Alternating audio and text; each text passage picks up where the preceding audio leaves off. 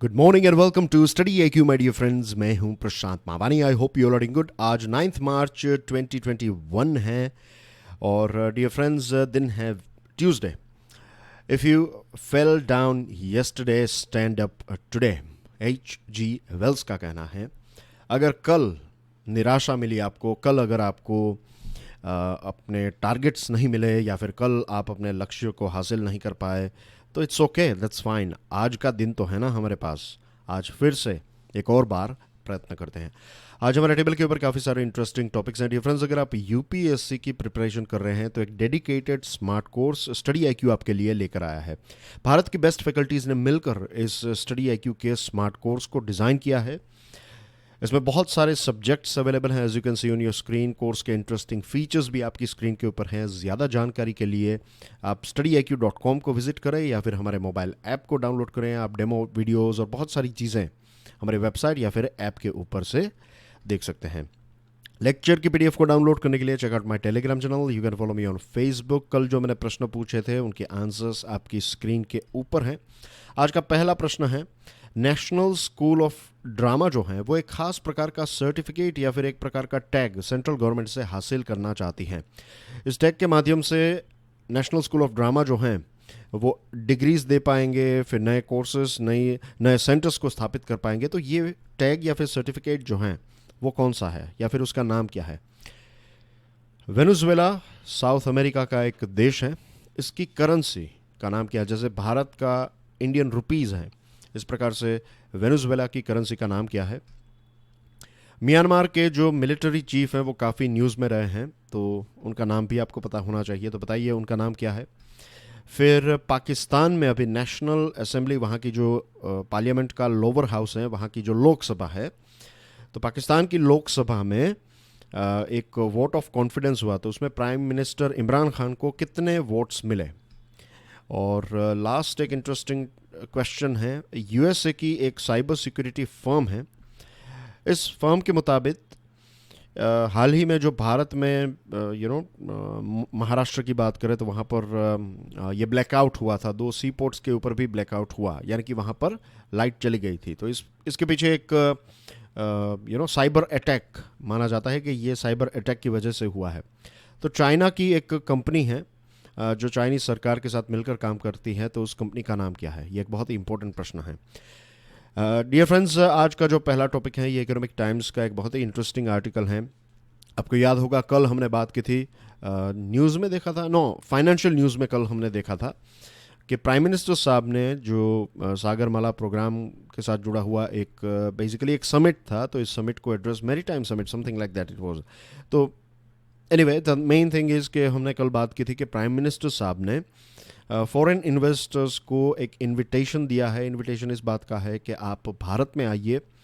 भारत में सागरमाला प्रोग्राम के तहत लगभग $82 बिलियन जितना आप यहाँ पर इन्वेस्टमेंट कर सकते हैं। इतना पोटेंशियल है, इतनी जगहें खाली हैं। You know what I mean कि अगर आप पैसा इन्वेस्ट करना चाहते हैं तो India is the right place. यहाँ पर ये पूरा आप देखिए, this follow this laser point here.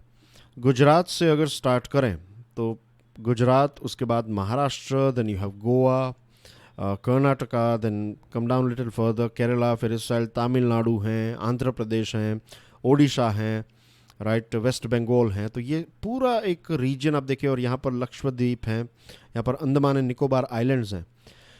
तो भारत की जो कोस्टल बाउंड्री अगर आप देखें, ये मेनलैंड और आइलैंड्स की, तो बहुत सारा पोटेंशियल यहाँ पर है। आप पोर्ट्स डेवलप कर सकते हैं, port connectivity, port led industrial development, coastal community का डेवलपमेंट, टूरिज़्म सेक्टर हैं, एडवेंचर स्पोर्ट्स, ऐसी बहुत सारी चीज़ें जो हैं, ब्लू इकोनॉमी, ये सारी चीज़ें ऑफ कोर्स ब्लू इकोनॉमी को सपोर्ट करेगी। तो ये सारी चीज़ें जो हैं, भारत के पास एक बहुत ही स्ट्रेटेजिक, बहुत ही इंटरेस्टिंग इम्पोर्टेंट लोकेशन है, इंडियन ओशियन के साथ अपनी बॉर्डर शेयर करता है। इस तरफ ऑफ कोर्स अरेबियन सी है, here you have bay of Bengal, but eventually you can say that this is all waters of Indian Ocean. तो यस, इन्वेस्टमेंट का पोटेंशियल है। और प्राइम मिनिस्टर साहब ने ये भी बताया कि 2014 के कंपैरिजन के साथ आज की कैपेसिटी को देखें, हमारे जो मेजर पोर्ट्स हैं उनकी कैपेसिटी के बारे में प्राइम मिनिस्टर साहब ने ये बताया कि टोटल कैपेसिटी कुछ 870 मिलियन टन्स थी 2014 में, ये 1550 लगभग डबल हो चुकी है 2021 में। तो ये एक अच्छी बात है कि हमारी कैपेसिटी, एक पोर्ट जो है, लेट्स से वहाँ पर आप 10 टन सामान भेज सकते थे, ला सकते थे, अब उसकी कैपेसिटी 20 टन हो चुकी है, यानी कि डबल हो गई है इतने सालों में, लगभग 7 सालों में।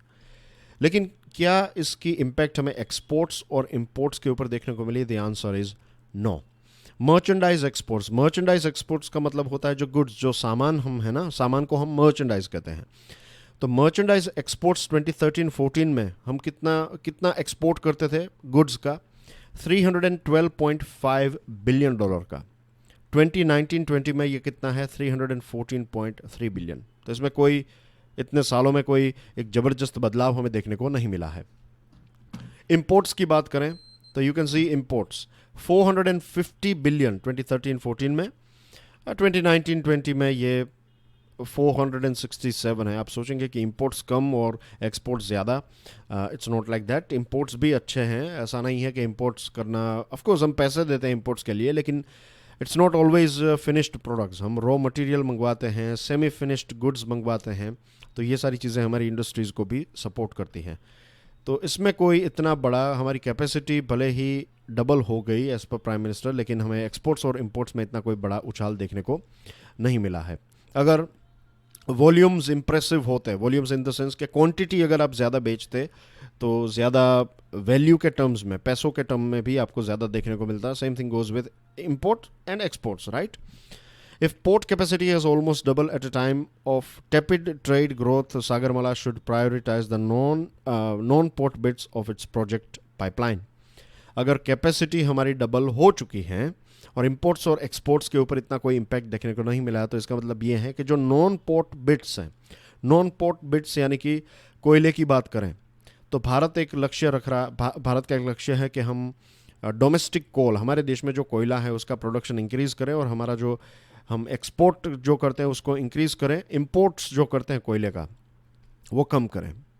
आयरन ओर में भी यही है कि आयरन ओर माइनिंग और एक्सपोर्ट्स जो हैं वो हम ज़्यादा करना चाहते हैं, लेकिन कई सारे कोर्ट केसेस की वजह से आयरन और माइनिंग हो नहीं पा रहा है। तो ये सारे इश्यूज़ जो नॉन पोर्ट बिट्स हैं, इसके ऊपर भारत को फोकस करना चाहिए। और इसके साथ साथ जो आत्मनिर्भर स्कीम है, जिसमें कुछ दिनों पहले ही हमने बात की थी, प्रोडक्शन राइट इंसेंटिव प्रोवाइड करना, production linked incentive PLI scheme के बारे में मैंने आपको एक्सप्लेन किया था कि हाउ इट वर्क्स और कितनी इसकी कैपेसिटी हो सकती है, थिंग्स लाइक दैट। तो वे सारे क्षेत्र, और इसी के साथ जो अमिताभ कांत साहब का जो 5 पॉइंट्स मैंने आपको एक्सप्लेन किए थे, याद आए आपको? मोबिलिटी हमने बात की थी, आर्टिफिशियल इंटेलिजेंस की बात की थी, राइट, जीनोम्स की बात की थी, 5G के बारे में बात की थी।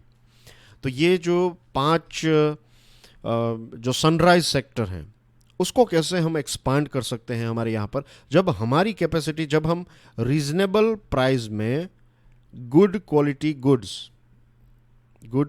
का सामान अगर पैदा कर पाएंगे, राइट? फॉर एग्जांपल आईफोन, अब आईफोन अगर यूएसए में मैन्युफैक्चर हो रहा है तो लेट्स से वो $1000 का बनता है एक iPhone, just giving you rough example. अगर वो वही आईफोन आप चाइना में बनाते हैं तो लेट्स से $700 का बनता है, और अगर वही क्वालिटी का, बेस्ट क्वालिटी का आईफोन अगर हम $650 में बना सकें हमारे देश में, तो किस देश में सबसे ज़्यादा आईफोन का प्रोडक्शन होने लगेगा? ऑफ कोर्स हमारे देश में।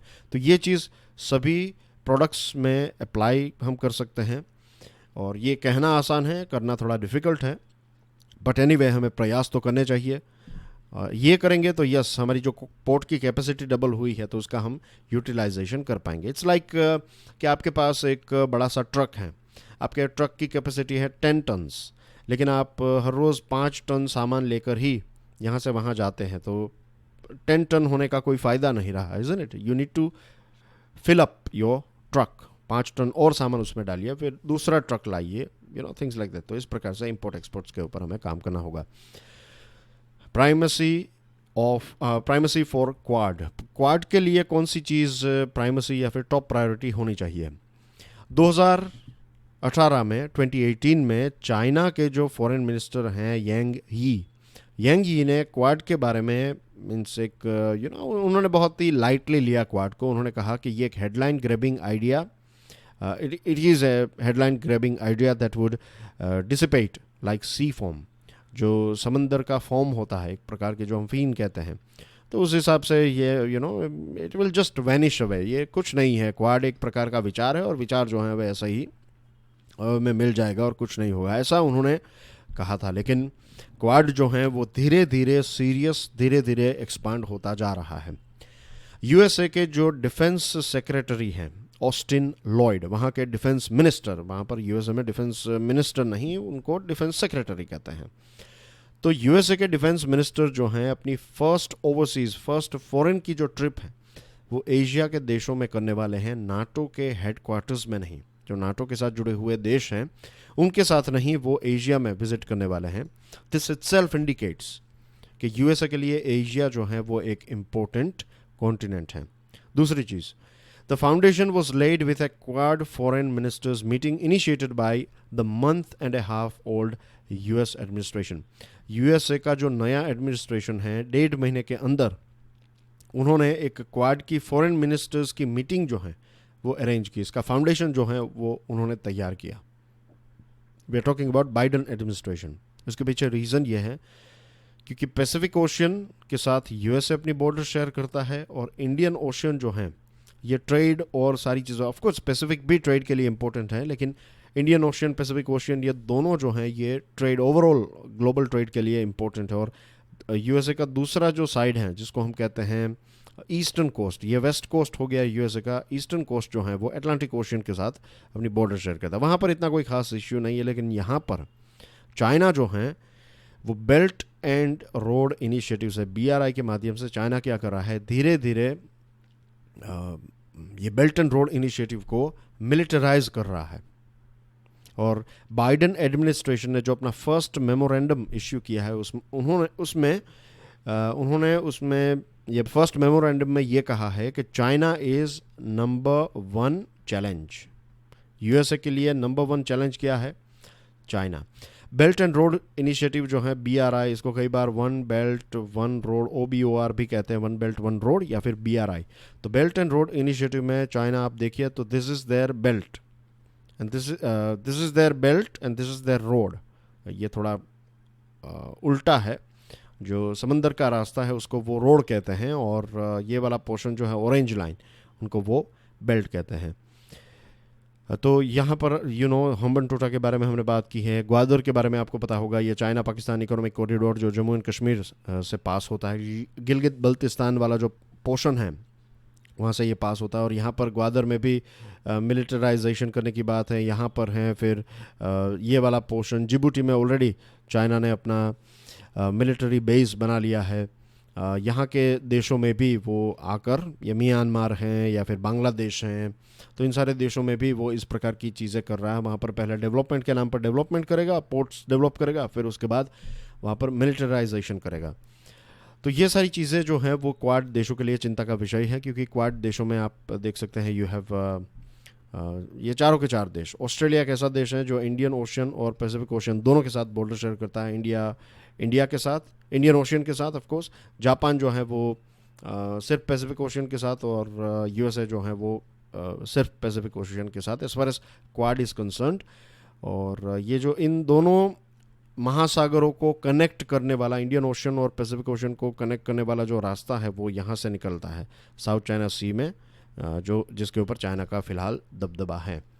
तो ये है ओवरऑल एक गेम।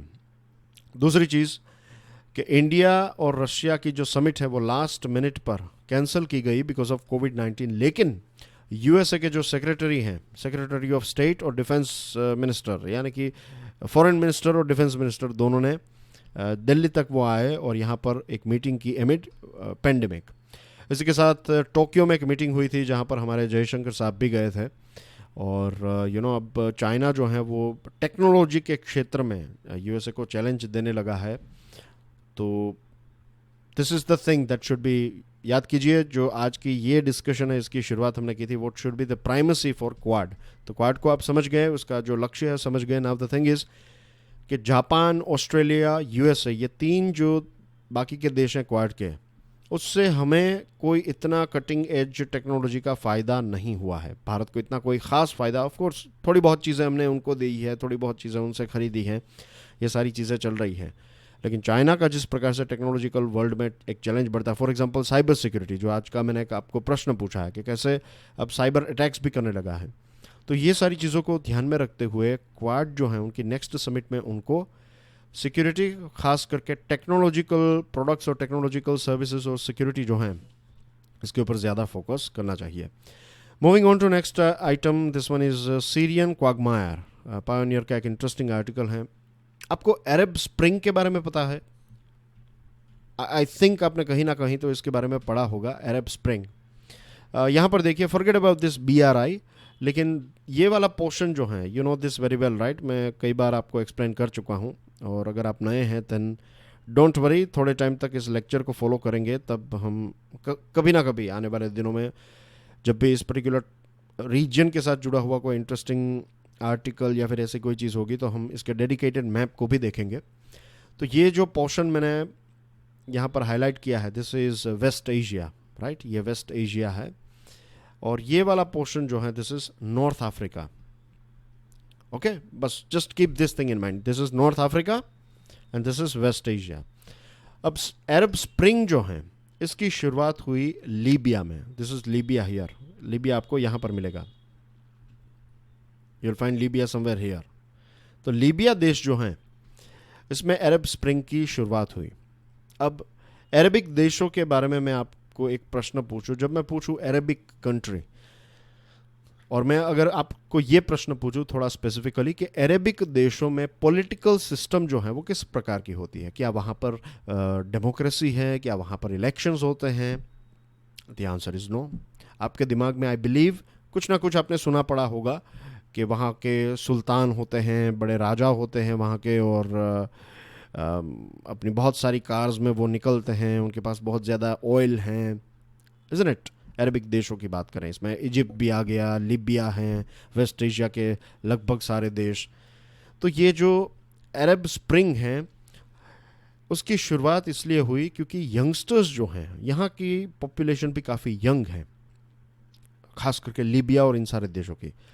तो यंगस्टर्स ने ये देखा कि फेसबुक, ट्विटर, ये सारी चीज़ों का उस टाइम पर एक ग्रोइंग पाथ था। फ़िलहाल ये पीक पर पहुँच गए हैं शायद, लेकिन 2007, 8, 9, 10, 11 ये ऐसा वक्त था जब फेसबुक पर नए नए लोग जुड़ रहे थे और बहुत सारी चीज़ें चल रही थी। तो उस टाइम पर ये सारे लोगों ने ये ऑब्ज़र्व किया कि यार एक ही दुनिया है, एक ही लाइफ है। हमारे देशों में ऐसी सिचुएशन, फॉरेन के देशों में, दूसरे देशों में, वेस्टर्न वर्ल्ड में लोग कितना अच्छा जीवन जी रहे हैं, उनके पास सारी फैसिलिटीज़ हैं, उनके पास ये है वो है, हमारे पास ये सारी चीज़ें नहीं है। तो उन्होंने इन सारी चीज़ों की डिमांड करने की शुरुआत की। फिर दुनिया के बहुत सारे राइटर्स हैं, वीडियो मेकर्स हैं, उनके कुछ ना कुछ वीडियोस देखे, कुछ ना कुछ इंस्पिरेशन उनको मिला, और धीरे धीरे लोग जो हैं वो इन सारी चीज़ों की डिमांड करने लगे कि हमें स्वतंत्रता चाहिए, हमें भी पार्टीज़ में जाना है, हमें भी अच्छी कार्स चाहिए, हमें भी अच्छी वॉच, मोबाइल फ़ोन्स चाहिए, हमें भी वाटर की फैसिलिटी चाहिए, हेल्थ फैसिलिटी चाहिए, एक्सेट्रा एक्सेट्रा। और इन सारी चीज़ों की वजह से एक प्रोटेस्ट की शुरुआत हुई, एक डेमोन्स्ट्रेशन की शुरुआत हुई। लीबिया में इसकी शुरुआत हुई, फिर धीरे धीरे अलग अलग देशों में इसकी डिमांड होने लगी, और देखते ही देखते 2011 की ये जो अरब स्प्रिंग है ये एक बहुत बड़ी एक प्रकार से लहर बन गई, और बहुत सारे देशों में प्रोटेस्टर्स जो हैं उनके खिलाफ वहाँ की जो सरकारें हैं, वहाँ की जो गवर्नमेंट है, वहाँ की जो राजाशाही है, उन्होंने उनके खिलाफ हथियार का इस्तेमाल किया, और बहुत सारी जगहों पर फिर ये प्रोटेस्ट जो हैं ये वायोलेंट हो गया, लोग भी तोड़फोड़ करने लगे और ये सारी चीज़ें हुई। अब सीरिया में जो मार्च 2011 में ये एक नॉन वायलेंट अपराइजिंग हुआ, तब से अगर आप देखें तो तब से सीरिया जो है लगभग 11 साल हो चुके हैं, 10 साल हो चुके हैं, सीरिया एक सिविल वॉर की सिचुएशन में है, राइट। बहुत सारे देशों ने यहाँ पर फ्रांस हैं, यूके, यूएसए, रशिया, ईरान, आजू बाजू के कुछ देश, ये सारे देशों ने कुछ ना कुछ रोल इसमें प्ले किया। और कुछ जिहादी आउटफिट्स भी यहाँ पर, आईसिस का जन्म शायद यहीं पर से हुआ। अलकायदा यहाँ पर पहुँच गया क्योंकि सरकार जो है वो दूसरी सरकारों के साथ, दूसरे देशों के साथ उलझी हुई थी। तो साइड में ये सारे जो अलकायदा और इस प्रकार के जो जिहादी आउटफिट्स हैं उनको भी एक स्पेस मिल गई, उनको एक ब्रीडिंग ग्राउंड मिल गया। प्रेसिडेंट बशर अल असद जो हैं वो पिछले ऐसे एक लंबे टाइम से वो सीरिया के प्रेसिडेंट हैं, लेकिन ये सारे चैलेंजेस को एक लगभग 10 सालों से वो उनका देश जो है वो एक वॉर लाइक सिचुएशन में है, फिर भी वो प्रेसिडेंट की जो एक कुर्सी है वो बचा पाए हैं। उनके ऊपर वो फिलहाल बैठे हुए हैं। वॉर की वजह से लगभग 3,87,000 से लेकर 5,93,000 लोगों की मृत्यु हो चुकी है। यूएन का रिपोर्ट ये कहता है कि 5.6 मिलियन यानी कि लगभग 56 लाख लोगों ने अपना देश जो है वो छोड़ दिया। 6 मिलियन लोग जो हैं वो इंटरनली डिस्प्लेस्ड हो गए। कोई यहाँ पर रहता था नॉर्थ में तो साउथ में चला गया, कोई यहाँ पर रहता था तो कहीं और चला गया। तो इस प्रकार की सिचुएशन सीरिया में हो गई। अब हम सीरिया की ये सारी चीज़ों को डिस्कस इसलिए कर रहे हैं क्योंकि लास्ट मंथ की बात करें, इस मंथ की बात करें तो इसी मंथ में मार्च में ही 15 स्कूल के बच्चों ने कुछ एक ग्राफिटी यानी कि दीवालों के ऊपर इस प्रकार की कोई चीज़ें लिख देते हैं, पेंटिंग बना देते हैं, एक्सेट्रा, मुराल्स करते हैं। तो बच्चों ने 15 स्कूल चिल्ड्रन ने ये कुछ ग्राफिटी बनाई और फिर उनको पकड़ लिया गया। उसमें से एक बच्चा जो है उसको मार दिया गया और फिर वहाँ के लोग जो हैं वो प्रोटेस्ट करने लगे। ये जो अरेस्ट हुआ बच्चों का तो उसकी वजह से काफ़ी प्रोटेस्ट हुए। प्रोटेस्ट को रोकने के लिए बशर अल असद की सरकार ने हथियारों का इस्तेमाल किया, बहुत सारे डेमोन्स्ट्रेटर्स को मार दिया। तो फिर से एक वहाँ पर एक नई ज्वाला जो है वो हमें देखने को मिल रही है। उसके अलावा वहाँ पर शिया और सुन्नी डिवाइड भी काफ़ी है सीरिया में, राइट। सीरिया की जो बशर अल असद की सरकार है वो एक शिया सरकार है। तो वहाँ के जो नज़दीक के देश हैं, सुन्नी ग्रुप्स जो हैं वो इस सरकार को गिराना चाहते हैं। कई जगह पर सुन्नी की सरकार है तो शिया के कुछ रेबल ग्रुप्स या फिर शिया की सरकार जो ईरान सपोर्ट करती है, रेजिम जो ईरान की रेजिम है, तो वो इन ग्रुप्स को सुन्नी गवर्नमेंट्स को तोड़ना चाहती है, उनको गिराना। तो ये दोनों जो हैं वो एक दूसरे के आर्च राइवल्स हैं, एक प्रकार से एनिमीज़ हैं in terms of politics, right. I am not saying कि रिलीजन के पॉइंट ऑफ व्यू से, आई एम जस्ट सेइंग कि यहाँ की पॉलिटिकल सिचुएशन ऐसी है। The failure of the UN led efforts to bring the warring parties to negotiation table last month in Geneva में last month Geneva Switzerland में एक meeting हुई। यूएन लेड एफर्ट हुआ कि जितने भी एक दूसरे के साथ लड़ रहे हैं, इसमें यूएसए, रशिया एक्सेट्रा, ये सारे लोग जो हैं वो मिलकर बातचीत करें, डिस्कशन करें और प्रॉब्लम्स को सॉल्व करने की कोशिश करें, लेकिन ये चीज़ नहीं हो पाई। यूएसए ने अभी ईरान और सीरिया की जो बॉर्डर है उसके ऊपर एक स्ट्राइक की थी और इस स्ट्राइक की काफ़ी निंदा की है असद एडमिनिस्ट्रेशन ने। दूसरी जो एक आयरॉनिकल चीज़ है वो ये है कि जब ट्रंप ने यहाँ पर एयर स्ट्राइक करवाई थी, मिस्टर ट्रंप ने, तब उस टाइम पर बाइडन और कमला हैरिस ने इसका विरोध किया था। लेकिन बाइडन जब प्रेसिडेंट बने, कमला हैरिस जी जो हैं वो वाइस प्रेसिडेंट बने, तो उन्होंने अभी उनके ही एडमिनिस्ट्रेशन ने वहाँ पर एक स्ट्राइक करवाई है। तो इसका कहीं ना कहीं सिग्नल ये है कि सरकार भले बदल गई लेकिन वॉशिंगटन यानी कि यूएसए जो हैं वो सिर्फ एक ऑर्डर देने वाला व्यक्ति चेंज हो गया है। सीरिया को लेकर उनकी जो स्ट्रेटेजी है वो वैसी की वैसी ही है।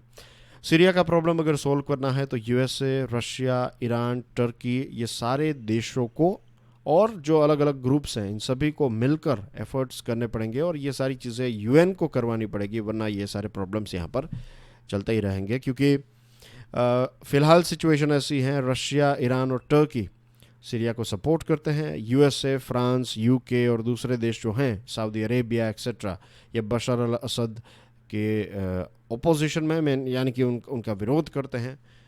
तो सिचुएशन जो है वो काफ़ी गंभीर है यहाँ पर। और आपने आंकड़े देखे कि कितने सारे लोगों की मृत्यु हो रही है, पता नहीं कितने लोग कोविड-19 अलग अलग बीमारियों से यहाँ पर जूझ रहे हैं। बहुत सारे लोगों को जो मेरे और आपकी तरह थे, नॉर्मल एक जीवन जीते थे, जॉब करते थे, बिजनेस करते थे, परिवार के साथ रहते थे, ये वॉर की वजह से यू वॉन्ट बिलीव उनका जीवन जो है उन्होंने कभी सोचा भी नहीं होगा कि हमारी सिचुएशन ऐसी हो जाएगी, ऐसी सिचुएशन उनकी हो गई है। It's very sad. Friends, Indeed, Indian express का एक interesting article, this one is about India and Bangladesh. कुछ टाइम पहले हमारे minister of external affairs Dhaka के विजिट पर गए और उस टाइम पर उन्होंने कहा कि बांग्लादेश जो हैं वो सिर्फ साउथ एशिया में भारत का की पार्टनर नहीं है, it's not limited to that. Delhi की या हमारे देश की जो लुक ईस्ट पॉलिसी है, एक्ट ईस्ट पॉलिसी है, उसका भी एक बहुत ही इंपॉर्टेंट प्लेयर है। इंडो पैसिफिक रीजन की जो हमने अभी बात की तो उसमें भी एक बहुत इंपॉर्टेंट, क्योंकि BRI और चाइना और बांग्लादेश मैंने आपको बताया, राइट, तो वो भी है। तो उसके पॉइंट ऑफ व्यू से भी बांग्लादेश जो है वो भारत के लिए बहुत ही इंपॉर्टेंट है।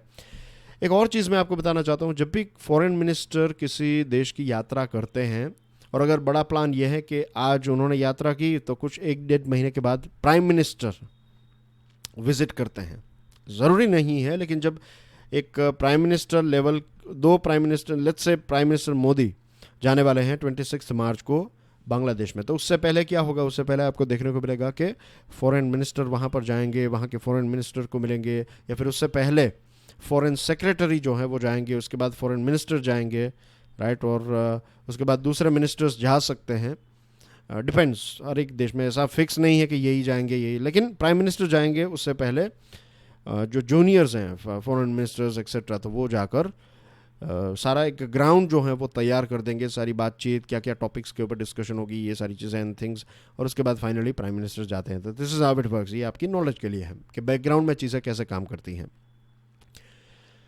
तो father of nation Mujibur Rahman जो बांग्लादेश के पिता हैं, फादर ऑफ नेशन है, तो उनकी जो एक सेनेटरी सेलिब्रेशन है तो उसमें पार्ट लेंगे, और ये साल बहुत इम्पोर्टेंट हैं, 50 साल हुए हैं जब बांग्लादेश का जन्म हुआ। पहले वो ईस्ट पाकिस्तान था, फिर एक वॉर हुआ और उसमें बांग्लादेश की भारत ने काफ़ी मदद की, और इंडिया और बांग्लादेश के डिप्लोमेटिक रिलेशनशिप के भी 50 साल, तो ये 2 एनिवर्सरीज भी सेलिब्रेट की जाएगी।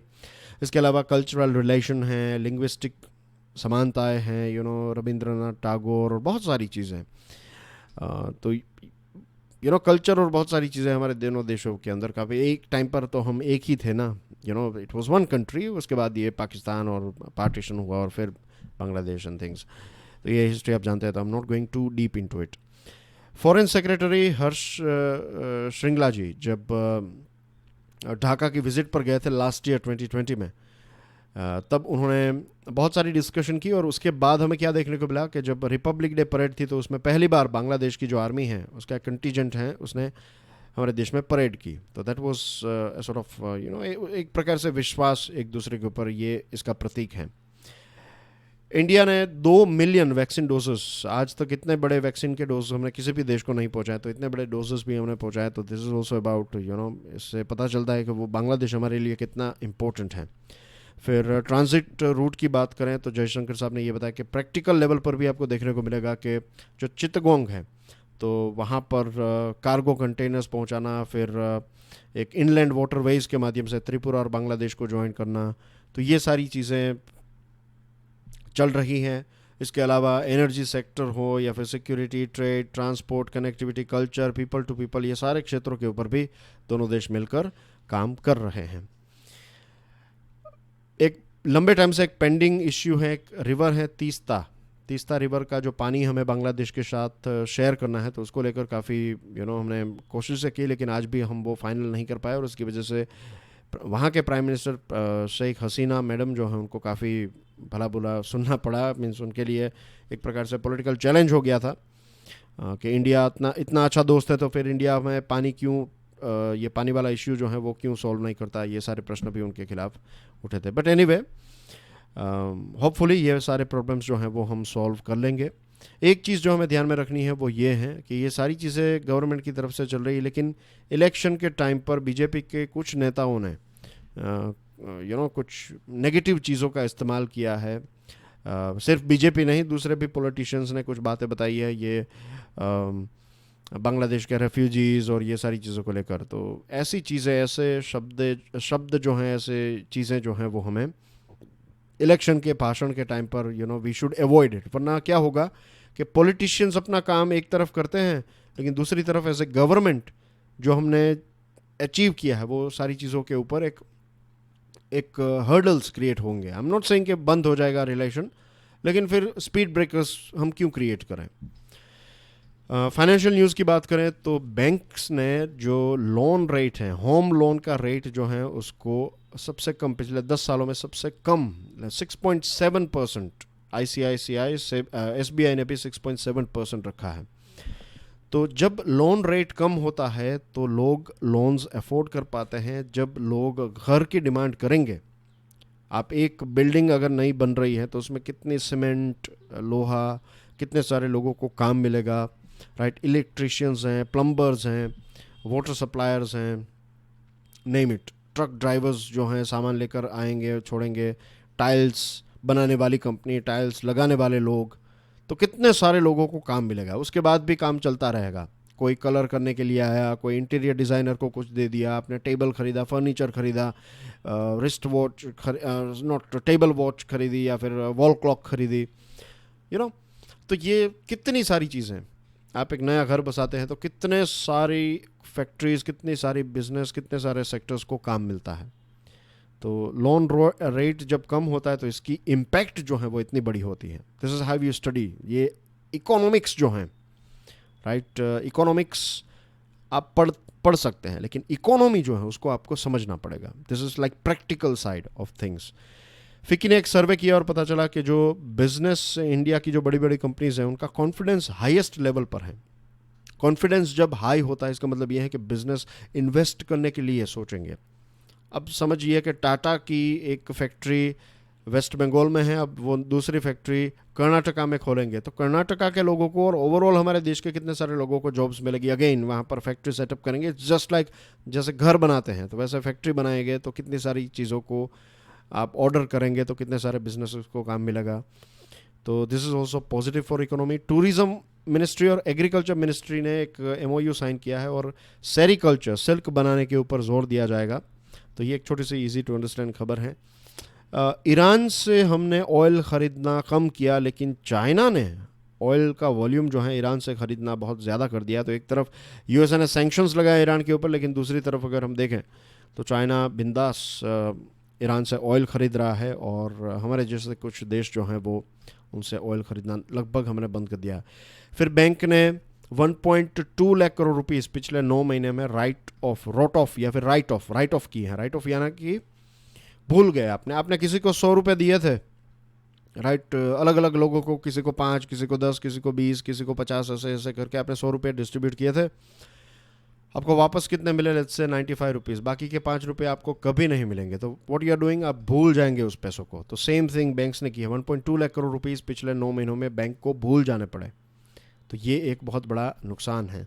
और यह है कुछ दूसरी news items. Dear friends, PDF को डाउनलोड करने के बाद इसको देख लीजिएगा। I will see you soon tomorrow. Till then enjoy your studies. God bless you all. जय हिंद।